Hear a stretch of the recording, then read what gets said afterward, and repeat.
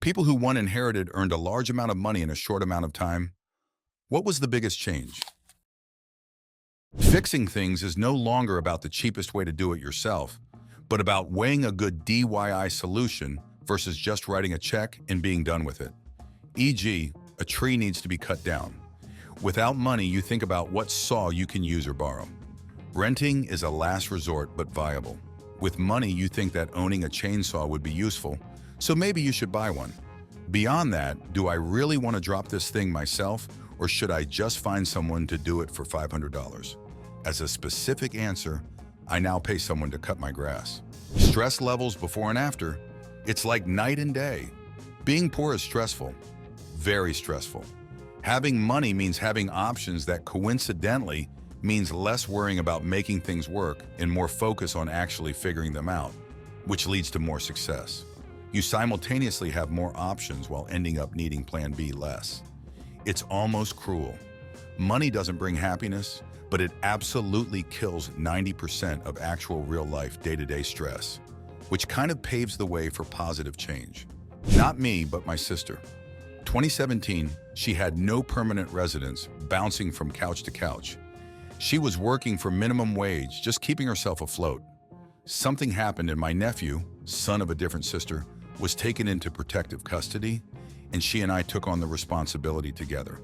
I moved them into my house, which was really small, so they had to share the living room. She worked really hard and saved to get a tiny apartment for them, struggled to furnish it and pay the bills, but she did it. Then another one of my sisters OD'd on heroin with my niece present.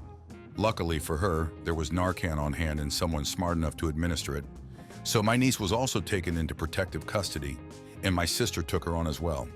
The money from CPS and state benefits helped, but they still struggled. Then in 2019, her estranged bio father committed suicide, and the trust fund that her bio grandfather set up was passed down to his only living relative, my sister. Literally overnight, she became a very well-off person. She owns a really nice house now, has a new car. Her backyard is like a paradise for my nephew and the two other foster kids she took in. My niece ended up back with her mom after she completed rehab, etc. And she never has to work again. They want for absolutely nothing. No one deserved it more than her. People turn up out of the woodwork when they hear you have a lot of money.